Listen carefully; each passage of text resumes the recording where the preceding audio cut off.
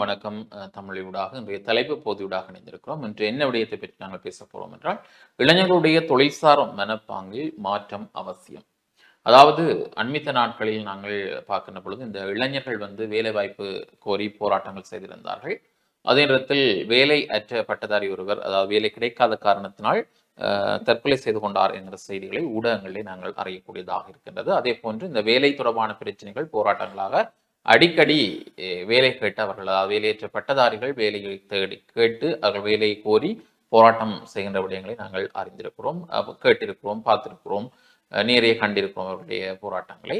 அவருடைய கதைகளிலே அவர்கள் படித்தும் பெற்றோர்களை கஷ்டப்பட்டு படித்து எவ்வளவு காசுகளை செலவழித்து படிக்க வைத்து நாங்கள் ஒரு பட்டதாரியாகியும் எங்களுக்கான வேலை வாய்ப்புகள் அரசு துறையில கிடைக்கவில்லை என்கிற ரீதியிலும் பலர் திருமணமாகி குடும்பத்துக்குள் நுழைந்து குடும்பங்களிலே குழந்தைகள் இருக்கிற நிலையிலே அவர்களுடைய பொருளாதார நிலைகள் மிக பெரும் ஒரு நலிவடைந்த நிலையில் இருப்பதையும், தங்களுக்கு வேலை கிடைத்தால் அதை தாங்கள் அதன் மூலம் பெறுகின்ற வருவாயை கொண்டு தங்களுடைய குடும்பத்தை சிறப்பாக கொண்டு செல்ல முடியும் என்றெல்லாம் பல விதமான உண்மைத்தன்மையான நிலைப்பாடுகளை நாங்கள் அறியக்கூடியதாக இருக்கிறது. இருந்தாலும் இளைஞர்களுடைய தொழில் என்கின்ற விடயத்தில் மனம் மாற்றம் பெற வேண்டும் என்கிற நிலைப்பாடு இன்றைய நாட்டு நிலையை பொறுத்தவரையில் எங்களுக்கு தேவைப்படுகிறது. அரசாங்க வேலை என்பதை தவிர்த்து நாங்கள் தனியார் துறைகளிலும் சாதிக்க வேண்டியவர்களாக இன்றைய காலகட்டத்தில் இருக்கின்றோம். முன்னைய காலங்களில் நாங்கள் பார்க்கின்ற பொழுது பெரும்பாலும் படித்து பட்டம் பெற்றவுடன் அந்தந்த துறை சார்ந்த வேலைகள் எல்லோருக்குமே கிடைத்துவிடும். ஆனால் இன்று அரசு துறைகளிலே வேலை வாய்ப்பு என்பது இல்லாமல் தான் இருக்கிறது. பெரும்பாலும் அதுக்கு ஏற்ற விதத்திலே பலர் இருக்கிறார்கள்.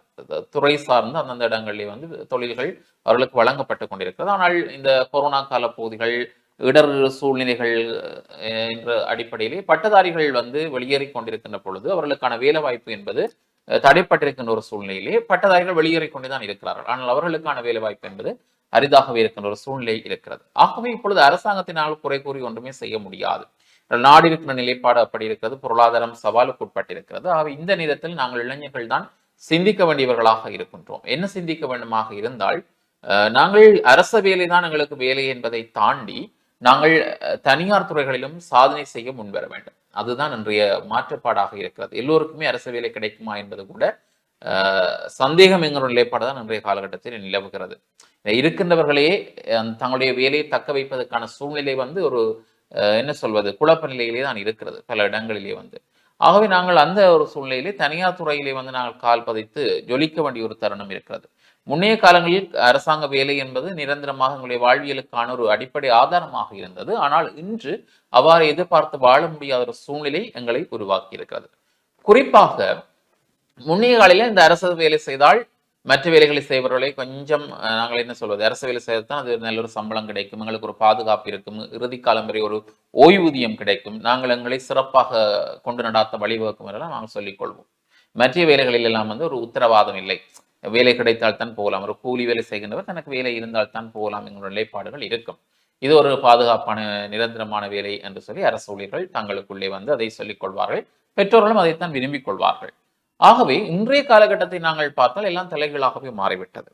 ஏனென்றால் நாங்கள் கூலி வேலைகள் என்று சொன்னோம் தானே, இந்த தச்சு வேலை அல்லது சீமேந்து கட்டட வேலைகள் அல்லது இன்றைய நாங்கள் இந்த உலோக வேலைகளை, வெல்டிங் வேலைகளை பார்த்தால் அங்கே வேலை செய்கின்ற தொழிலாளிகள் பெறுகின்ற சம்பளம் அரசு உத்தியோகர் பெறுகின்ற சம்பளத்துக்கு ஈடாகுமா என்கிற ஒரு நிலைப்பாடு கேள்விக்குறியாக இருக்கிறது.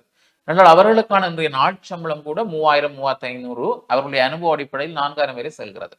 அவர் தச்சு வேலை செய்கின்றவர் நாள் ஒன்றுக்கு அவர் தன்னுடைய அனுபவ அடிப்படையிலே அல்லது தன்னுடைய வேலையின் அடிப்படையில் 4000 அல்லது 3000 ரூபாய் சம்பளம் சாப்பாடுடன் அவருக்கு கிடைக்கப்படுகிறது.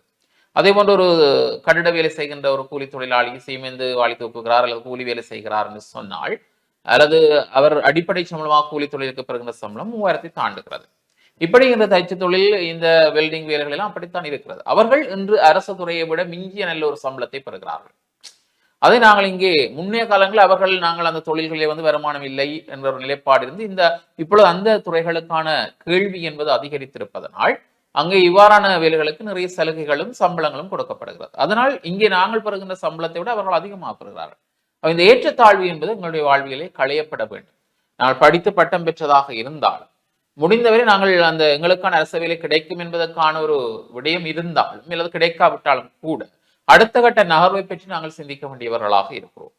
வெறுமனே அரசு வேலை கிடைக்கும், நாம் படித்த துறைக்கேற்ற வேலை வேண்டும், பலருடைய அரசு வேலையை ஈடுபடுவதற்கு காரணம் தாங்கள் படித்த துறைகளிலே வேலை வேண்டும் என்றும் சிலர் எதிர்பார்க்கிறார்கள். ஒரு சிலருடைய மனநிலை அப்படி இருக்கிறது. நான் படித்த துறை இதுவாக இருந்தால் அந்த துறையில் தான் எனக்கு வேலை வேண்டும். இலங்கையை பொறுத்தவரையிலே கலைத்துறையிலே படித்தவர்கள், வணிக முகாமைத்துவ துறைகளிலே, ஐடி துறைகளிலே படித்தவர்கள் இன்றும் தங்களுக்கான பொருத்தமான வேலை தேடி அலைந்து கொண்டிருக்கிறார்கள் என்பது ஒரு ஆய்வு கட்டுரையிலே வெளிவந்திருக்கிறது. அதனால அவ்வளவு தூரத்துக்கு அவர்களுக்கு அது தங்களுக்கான வேலையை அவர்கள் தேடுவதிலே மும்முரமாக இருக்கிறார்கள். இன்னொரு துறைக்குள் அவர்கள் செல்வதற்கு அவர்களுக்கு விருப்பம் இல்லை. ஏன் இந்த போட்டி பரீட்சைகள் வைக்க வேண்டும் என்கிற ஒரு கேள்வியை எழுப்புகிறார்கள். ஆனால் இந்த கல்விக்கும் போட்டி பரீட்சைக்கும் எந்த ஒரு சம்பந்தத்தை நாங்கள் எடுத்துக்கொள்ள முடியாது. ஏனென்றால் நாங்கள் படித்த பட்டம் ஒரு துறையாக இருக்கலாம். ஆனால் நாங்கள் பொதுத்துறை, அதாவது அரசாங்கத்தினுடைய பொது அரசு சேவைகளிலே வருகின்ற பொழுது எல்லா அரசு சேவைகளும் அதுக்குள் உள்ளடங்கும். அதுக்கு ஒரு போட்டி பரீட்சை வைக்கின்ற பொழுது அவருக்கு அது சார்ந்த அறிவு இருக்கிறதா என்கிற பரிசோதனை நடைபெறும். ஆகவே அது தேவைப்பாடாக இருக்கிறது என்பதை பலர் புரிந்து கொள்வதும் இல்லை. ஆகவே நாங்கள் இன்று தனியார் துறைகளில் கால் பதித்தால் எங்களுக்கு எந்தவித ஒரு வருமானம் கிடையாது, அல்லது என்ன சொல்வது, தனியார் துறையிலே அவ்வளவு தூரத்துக்கு நாங்கள் ஜொலிக்க முடியுமா, அல்லது ஒரு நீண்ட ஆயுளுக்கும் நாங்கள் அதிலே வேலை செய்ய முடியுமா, இறுதி காலம் வரை நாங்கள் பென்ஷன் கிடைக்குமா என்றெல்லாம் பலர் சிந்திக்கிறார்கள்.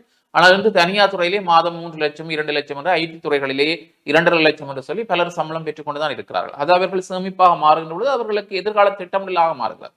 இன்று பல தனியார் கம்பெனிகள் பல விசேட சலுகைகளை, சிறப்பு விடயங்களெல்லாம் அறிவித்துக் கொண்டுதான் இருக்கிறது. அதை நாங்கள் கவனத்தில் எடுப்பதில்லை, இல்லையா கார்த்தியாயினி? நிச்சயமான ஒரு விடயம் தானே. அண்மையில் எங்களுடைய பிரதேசங்கள் இடம்பெற்றிருக்கக்கூடிய சம்பவங்கள் தான் இந்த கருப்பொருட்களை சமுதாயத்தில் அதிகம் தூண்டக்கூடிய ஒரு விடயமாக இருக்கிறது. ஒன்று, படித்த பட்டதாரிகள் மேற்கொண்டிருக்கக்கூடிய போராட்டங்களாக இருக்கட்டும், அல்லது அண்மையில் யாழ்ப்பாண பல்கலைக்கழகத்தினுடைய ஒரு பட்டதாரி ஒருவர் தற்கொலை செய்து கொண்டதாக இருக்கட்டும். வேலை வாய்ப்புகளுக்காக ஏன் இந்த பட்டதாரிகள் காத்திருக்கிறார்கள் அப்படி என்ற ஒரு கேள்வியை சமுதாயத்தில் ஏற்படுத்தியிருக்கிறது. உண்மையில் எங்களுடைய நாடு இலங்கை என்ற ஒரு நாட்டினுடைய ஐநாவின் மனித உரிமை பிரகடனத்தின் படி இலங்கை என்பது இலவச கல்வியை வழங்குவதற்காகத்தான் தன்னை பிரகடனப்படுத்தி கொண்டது. இலவச தொழில் வாய்ப்பை வழங்குவதற்காக எந்த ஒரு பிரகடனத்தையும் எங்களுடைய நாடு ஏற்றுக்கொள்ளவில்லை என்பதை முதலில் இந்த சமுதாயத்தில் இருப்பவர்களாக இருக்கட்டும், படித்தவர்களாக இருக்கட்டும், பட்டதாரிகளாக இருக்கட்டும், அனைவரும் புரிந்து கொள்ள வேண்டும். அப்படி நாங்கள் அடிப்படையில் பார்க்கிற ஆய்வு கட்டுரைகளை வைத்துத்தான் நாங்கள் இந்த தலைப்பினூடாக பேசக்கூடியதாக இருக்கிறது. உண்மையில் அப்படி ஒரு அடிப்படையில் பார்க்கின்ற பொழுது எங்களுடைய நாடு பட்டதாரிகளுக்கு மட்டும் ஏன் வேலை கொடுக்க வேண்டிய கடப்பாட்டில் இருக்க வேண்டும்? அவர்கள் சாதாரணமாக உயர்தரம் முடித்தவர்களும் நாளை போராட்டத்திற்கு வர வேண்டும். எங்களுக்கும் வேலை தாருங்கள், எங்களுடைய படிப்பிற்கு ஏற்ற மாதிரி. காப்போது சாதாரண நேரம் சித்தியடையாமல் இருப்பவர்களும் தங்களுடைய படிப்பிற்கு ஏற்றவாறு வேலைகளை தாருங்கள் என்று வீதியில் இறங்கி போராட்டம் செய்ய வேண்டும். அப்ப 2 விடயங்களில் படித்தவர்களும் பட்டதாரிகளும் இந்த சமுதாயமும் ஒரு மாறுபாட்டை கொண்டிருக்க வேண்டும். தற்காலத்தில் ஒன்று, படித்த பட்டதாரிகளுக்கு வேலை கொடுக்க வேண்டிய எந்த கடப்பாடும் அரசாங்கத்திற்கு கிடையாது. அரசாங்கம் தனக்கு வேலையாட்களுக்கான கேள்வி வருகின்ற பொழுது அது தேவையானவர்களை தனக்கு வேலைக்கு தேவையானவர்களை எடுத்துக்கொள்ளும். அவர்கள் அரசாங்க உத்தியோகத்தர்களாக மாறுகிறார்கள். இந்த ஒரு மனநிலையிலிருந்து பட்டதாரிகளும் சமூகத்தில் இருப்பவர்களும் மாற வேண்டும். அடிப்படையில் அரசாங்கத்திற்கு எந்த ஒரு கடப்பாடும் கிடையாது. பட்டதாரிகளுக்கு கட்டாயம் அனைத்து பட்டதாரிகளுக்கும் வேலை வழங்க வேண்டும் அப்படி என்ற ஒரு விஷயம். இரண்டாவது, பட்டதாரிகளை பொறுத்தவரை, அதுவும் அடிப்படையில் இந்த பேச்சுலர்ஸ் டிகிரி முடிக்கிறவர்களை பொறுத்தவரையில் தாங்கள் ஒரு பேச்சுலர்ஸ் டிகிரியை முடித்து கம்ப்ளீட் பண்ணிட்டோம் அப்படின்னு சொன்னால் தங்களுக்கு வேலைக்கான அனைத்து தகுதிகளும் கிடைத்து விட்டது அப்படி என்று அவர்கள் எண்ணுகிறார்கள். ஒரு முகாமைத்துவ பீடத்துல ஒரு அக்கவுண்டிங்ல அல்லது பைனான்ஸ்ல ஒரு டிகிரியை முடிச்சுட்டா எந்த அக்கவுண்டிங்ல எந்த ஒரு வேலையை செய்வதற்குமான அனைத்து தகுதியும் எனக்கு கிடைத்து விட்டதான்னு சொன்னால் இல்லை. வேலை தளம் வேறு, கல்வி தளம் வேறாகத்தான் இருக்கிறது. அதுவும் இலங்கையை பொறுத்தவரையில் பட்டதாரிகள் எல்லாருமே தாங்கள் படித்த படிப்பை இன்னொருவருக்கு சொல்லிக் கொடுக்கக்கூடிய அறிவும் அதற்கான தகுதியும் அவர்களுக்கு இருக்கிறதே தவிர, ஒரு விவசாயம் சார்ந்து படித்தவர்களுக்கு ஒரு விவசாயத்தை மேற்கொண்டு அதிலிருந்து சரியான விளைச்சலை பெற்றுக்கொள்ள தெரிகிறதா என்றால் அது ஒப்பீட்டளவில் குறைவாகத்தான் இருக்கிறது. ஒரு மீன்பிடி சார்ந்த சான்றிதழை பெற்றிருக்கக்கூடியவர்களுக்கு அது தொடர்பான தொழில்களில் இறங்கி வேலை செய்ய தெரிகிறதான்னு சொன்னால் இல்லை. இப்படி இருக்கிற பொழுது நாங்கள் எல்லாருமே ஒரு பேச்சுலர்ஸ் டிகிரியை முடிக்கிறோம்னு சொன்னா நாங்க பிகினர்ஸ். நாங்க அப்பவுமே ஒரு லேர்ன் பண்ணக்கூடிய ஒரு ஆட்களாக தான் இருப்போம். இப்ப வேலை தளம் வேறு, படிக்கிற தளம் வேறு. ஒரு கல்வி தகமையை நாங்கள் பெற்றுவிட்டோம் என்று பெற்றுட்டோம் என்ற ஒரே ஒரு காரணத்துக்காக நாங்கள் அந்த வேலை தளத்துல அந்த வேலையை சார்ந்து எங்களுக்கு அனைத்து அறிவும் எங்களுக்கு எல்லா நாலேஜும் இருக்குது அப்படி என்று சொல்ல முடியாது. இந்த 2 விடயத்திலையும் வேலையில்லா பட்டதாரிகளாக இருக்கட்டும், ஒட்டுமொத்தமாக பட்டதாரிகள் எல்லாருமே புரிந்து கொள்ள வேண்டிய ஒரு விடயமாக இருக்கிறது.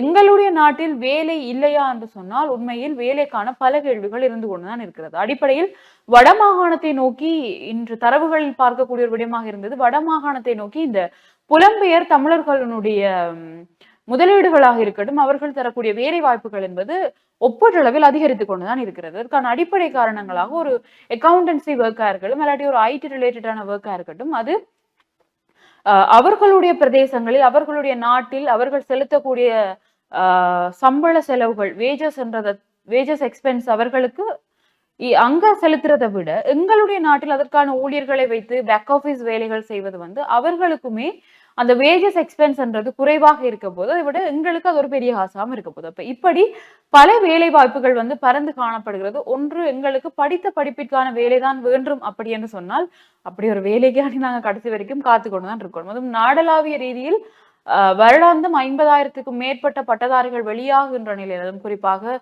இன்டர்னல் டிகிரி வச்சிருக்கிறவையா இருக்கட்டும் அல்லது எக்ஸ்டர்னல் டிகிரி வச்சிருக்கிறவையா இருக்கும். அதை தவிர்த்து பல்கலைக்கழக மானியத்தின் கீழ் பதிவு செய்யப்பட்டிருக்கக்கூடிய பல தனியார் பல்கலைக்கழகங்கள்ல பட்ட படிப்புகளை முடிப்பவர்களாக இருக்கட்டும், இப்படிப்பட்ட எல்லாருமே வேலைக்காக காத்திருக்கக்கூடிய நிலை அப்படி என்று சொல்வது இலவு காத்த கிளி போன்றுதான் நாங்கள் இருக்க வேண்டும். அது உண்மையில் அது இனி சாத்தியமே இல்லை. அப்படி என்றால் அந்த ஒரு பழமொழி ஒன்று இருக்கிறது, சாமி ஓம் என்று சொன்னாலும் பூசாரி ஓம் என்று சொல்லணுமே என்று கந்தையா அருந்தவபாலன் ஐயா அவர்களுடைய கட்டுரை பகுதியில் இருக்கக்கூடிய ஒரு விடயம். அரசாங்கமே ஓம் என்று சொன்னாலும் IMF அதற்கு ஓம் என்று சொல்லாது என்ற கூடிய நிலைமையில் தான் நாங்கள் இருக்கிறோம். அரசாங்க செலவுகளை குறைக்க வேண்டும் என்று சொன்னால் நாட்டில் மிதமிஞ்சி இருக்கக்கூடிய அரச ஊழியர்களை குறைக்க வேண்டும் அப்படி என்பதுதான் IMF வந்து அரசாங்கத்திற்கு விடுத்திருக்கக்கூடிய ஒரு கோரிக்கையாக இருக்கிறது. இதன் பிரகாரம் அரசாங்கம் ஊழியர்களை எப்படி குறைத்துக் கொள்ளலாம், அல்லது ஒரு ஊழியருக்கான தேவைகள், வேலையாட்களுக்கான தேவை வந்தாலும் அது இன்டர்னலி ரிக்ரூட் பண்ணுமே தவிர வெளியிலிருந்து எடுக்கிறதுக்கான சந்தர்ப்பங்கள் குறைவாகத்தான் இருக்கிறது. அப்ப பட்டதாரிகள் என்று சொன்னாலே சரி, பிள்ளை வந்து அரசாங்க உத்தியோகத்துக்கு போயிடும், பிள்ளைக்கு காலத்துக்கும் ஒரு பென்ஷன் வரும், பிள்ளை நல்லா இருக்கும் அப்படி யோசிக்கிறத பெற்றோர்களுமே முதல் மாத்தணும். பட்டதாரிகள் என்று சொன்னால் அவர்கள் படிக்கிறார்கள், கையில் ஒரு கல்வி தகமை இருக்கிறது, அதை வைத்துக்கொண்டு அவர்கள் வேலைகளை தேட வேண்டிய கடப்பாடு அவர்களுக்கு தான் இருக்கிறதே தவிர அவர்களுக்கு வேலைகளை கொடுக்க வேண்டிய கடப்பாடு எந்த அரசாங்கத்திற்கும் இல்லை. அப்ப இப்படியான ஒரு மனோநிலை எங்களுடைய சமுதாயத்திலும் பட்டதாரிகளுக்கும் படித்தவர்களுக்கும் வருகிறதுக்கான அடிப்படை காரணம் அவர்களுடைய பிள்ளைகளோ அல்லது அவர்களுடைய பெற்றோர்களுடைய பிள்ளைகளோ அல்லது பல்கலைக்கழகங்களுடைய பிள்ளைகளோ இல்லை. இது வந்து கடந்த காலங்கள்ல ஆட்சி அமைத்திருக்கக்கூடிய ஆட்சியாளர்களுடையதும் தலைவர்களுடையதும் பிள்ளையாகத்தான் இருக்கிறது. தேர்தல் பிரச்சாரங்களின் போது படித்தவர்களுடைய வாக்குகளை பெற வேண்டும் என்றதுக்காக அவர்கள் வந்து வேலையில்லா பட்டதாரிகளுக்கு தாங்கள் வேலை வாங்கி தருவோம் அப்படி என்ற ஒரு விஷயத்தை போட்டோன்னு அந்த வாக்குகள் எல்லாம் அவர்களுக்கு கிடைக்கும். ஒரு சிலர் வந்து குறிப்பிட்ட அளவு பட்டதாரிகளுக்கு வேலைகளையும் வாங்கி கொடுத்திருக்கிறார்கள் என்ற பொழுது அது பற்றிய நம்பிக்கை இனி வரக்கூடிய காலங்களிலும் உருவாகும். அதுதான் இன்று வீதிகளில் போராட்டங்களாக மாறி நிற்கிறது. அப்ப பட்டதாரிகள் என்று சொன்னாலே ஆட்சியாளர்கள் வேலை வாங்கி தருவார்கள் என்ற ஒரு நம்பிக்கையை உருவாக்கி இருக்கிறது இந்த கடந்த அரசு. அப்ப இது வந்து ஒரு பக்கம் பார்க்கின்ற பொழுது இது படித்தவர்களுடைய பிழை இல்லை. ஆனால் படித்தவர்கள் எல்லாம் மீண்டும் மீண்டும் அரசாங்க வேலைக்காக காத்திருப்பதும் அரசாங்கம் எங்களுக்கு வேலை தரும் என்று காத்திருப்பதும் முட்டாள்தனமான ஒரு விடயமாகத்தான் இருக்கிறது. பல தனியார் நிறுவனங்கள் வந்து போட்டி பரீட்சைகளை நடாத்தி எம்ப்ளாயிஸை வந்து ரிக்ரூட் பண்றதையும் பார்க்கிறோம்.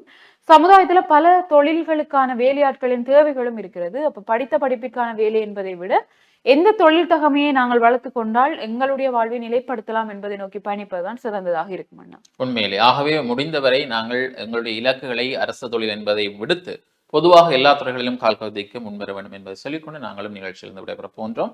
மற்றும் ஒரு நிகழ்ச்சியோட சந்திக்கும் முறை விடைபெற நாங்கள் என்ன மேம்படும் குணம் துஷ்யந்தன் மற்றும் ஹார்த்தியாயினி. நன்றி.